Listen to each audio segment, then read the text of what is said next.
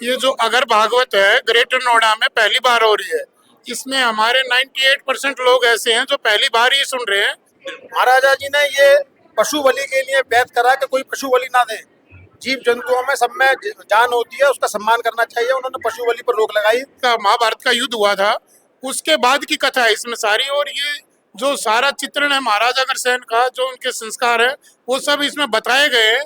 और कोई भी इसका अनुकरण करेगा तो वो अपने जीवन में लाभ ही उठाएगा। यहाँ ग्रेटर नोएडा की धरती पे स्वर्ण नगरी में इसका आयोजन हुआ और आयोजन बहुत सफल पूर्वक रहा। सैकड़ों की संख्या में यहाँ पर हमारे अग्रवाल समाज के लोग आए और उन्होंने अग्र भागवत की कथा को जाना। नमस्कार, आप देख रहे हैं नेट चैम ब्रॉडकास्ट। इस समय जिस जगह हम खड़े हैं वो है स्वर्ण नगरी ग्रेटर नोएडा। हमारे जो यहाँ पर अग्र कथा चल रही है, इस कथा का क्या विशेष महत्व है आने वाली पीढ़ियों में, ये कथा हम लोगों को क्या संदेश देगी आने वाली पीढ़ियों को। कुछ लोगों से बात करके ये समझने का प्रयत्न करेंगे। चलिए कुछ लोगों से बात करते हैं। सर, सबसे पहले तो आपका स्वागत है। रमेश गोयल। सर बताइए, इस कथा का जैसे कोई जानना चाहे, इस कथा का क्या महत्व है, कहाँ से शुरुआत हुई इस चीज की? महाराजा अग्रसेन से।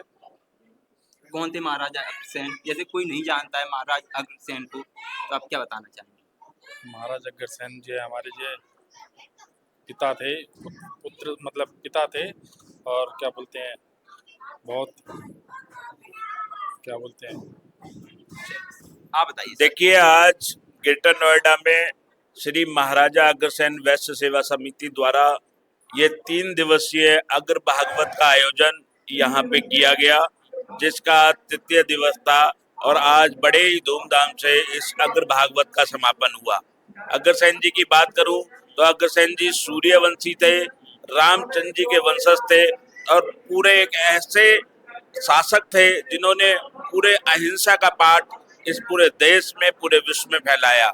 उनकी विशेषता ये थी कि उनके राजकाल में अगर कोई भी व्यक्ति वहां पे आया तो उसको 1 ईंट और 1 रुपया देकर उसको समावेश किया। उन्होंने अपने राज्य में ये नियम बनाया कि प्रत्येक व्यक्ति प्रत्येक घर से 1 ईंट और 1 रुपया देकर किसी भी जो कमजोर वर्ग के लोग थे उनको अपने बराबर में खड़े करने के लिए उन्होंने इस तरीके की प्रथा इस देश में चालू करी थी।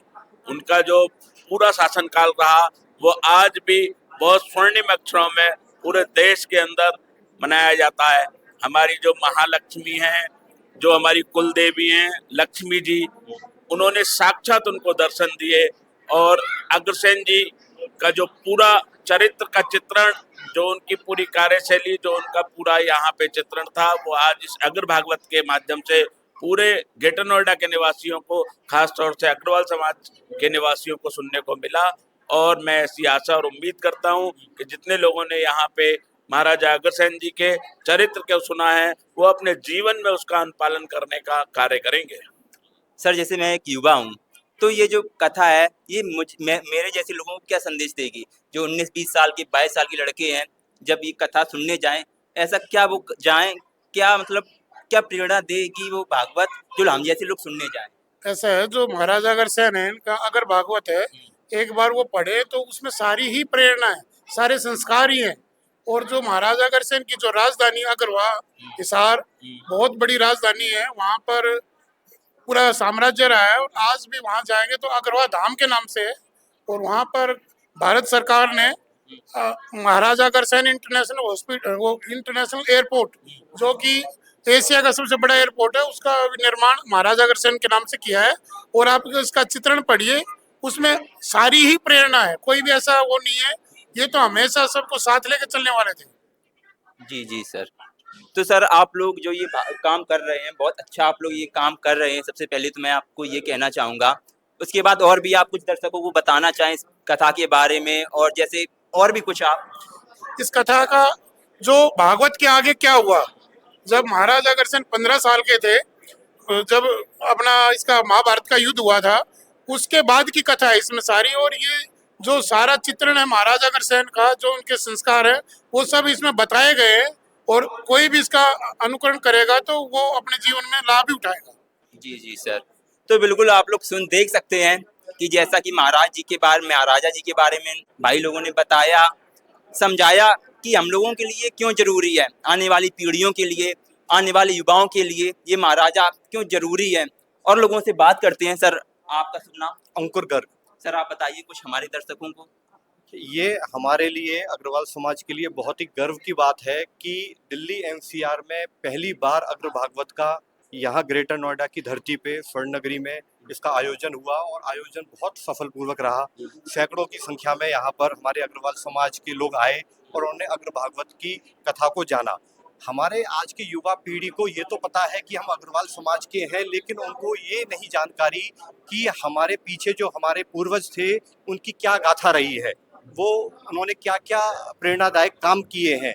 तो ये 3 दिन की अग्र भागवत को सुनकर हमारा जो युवा है, हमारी जो बच्चे हैं, जो हमारी पीढ़ी है, उसको ये जानकारी मिली कि हम कहाँ से आए हैं और हमें आगे चल के किन रास्तों पे चलना है। क्या प्रेरणा की जो स्रोत हमारे महाराजा अग्रसेन जी ने हमें दिए हैं, उसको समझ के सुन के आगे हमें प्रेरणा मिली।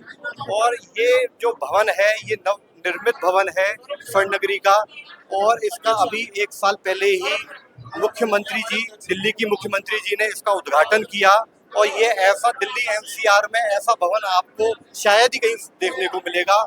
ये अग्रवाल समाज की एक धरोहर है और सर समाज के लिए। देखिए सर, आप देख सकते हैं कि जो ये समय चल रहा है, हमारे अध्यक्ष सर जो ये समय चल रहा है, लोग जो अपने धर्म से हैं वो विमुख हो रहे हैं, दूर जाते हुए जा रहे हैं। चाहे हमारी पीढ़ी हो, आने वाली पीढ़ी हो, या जो जैन जी जिसे आप कहते हो, वो कहीं ना कहीं जो अपने धर्म से है वो विमुख हो रही है। ऐसा क्या कारण है और क्या ये संदेश दे सकते हैं, क्या ये कथा हम लोगों को सिखा सकती है? सर, आप अपनी भाषा में बताइए। देखिए, महाराजा अग्रसेन जी की जो अग्र भागवत यहाँ कराई गई है, उसका उद्देश्य भी ये है कि जो महाराजा जी के सिद्धांत है उन सभी से हमको अवगत कराना है। महाराजा जी का सिद्धांत था कि अहिंसा से रहें, कभी भी हिंसा ना करें। महाराजा जी ने ये पशु बलि के लिए बैत करा कि कोई पशु बलि ना दे।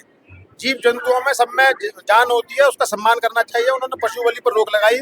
उन्होंने एक सिक्का और एक ईंट का एक सिद्धांत बनाया, जिससे कोई भी व्यक्ति अगर आपके शहर में नया आता है तो उसको बसने में आसानी हो।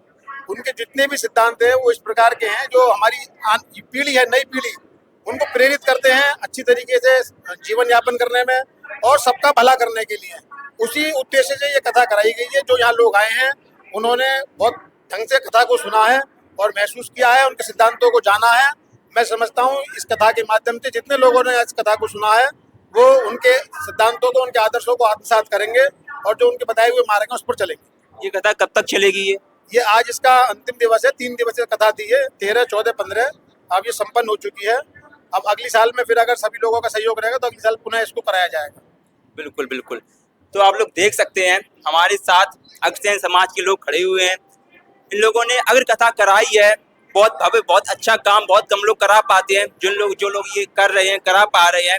और कुछ लोगों से बात करने की कोशिश करेंगे जो बताएंगे कि कथा क्या है। सर बताइए, आप कथा के बारे में बताइए। यहाँ का जो माहौल है बहुत अच्छा माहौल है, बहुत खिला हुआ माहौल है। सब लोगों का जब चेहरा है बहुत खिला हुआ है सब लोग। आप बताइए कुछ। हमने पिछले 3 दिन से अगर सभा पूरी सुनी है, अगर पूरा कथा सुनी है, तो बहुत सारी चीज़ें ऐसी जो हमको भी जानकारी नहीं थी, उसका हमें ज्ञान मिला। और हमारा ये भी प्रयास रहेगा कि हमारे बच्चों को भी चीज़ें बताएं और वो संस्कार जो महाराजा अग्रसेन में है हमारे अंदर भी हमने बच्चों को भी प्रोवाइड कराया। ये हमारा इसमें वो रहेगा। जी बिल्कुल। तो सर, आप लोगों ने जैसा आप मेरे दर्शकों ने देखा कि यहाँ पे मैं खड़ा हुआ हूँ, हर कथा कैसे हुई, लोगों से मैंने बात करने की कोशिश की है। आपकी राय क्या है कमेंट बॉक्स में जरूर बताइए। आप देख रहे हैं नेट जैम ब्रॉडकास्ट। वीडियो देखने के लिए धन्यवाद। हमारा नाम है प्रेम चतुर्वेदी।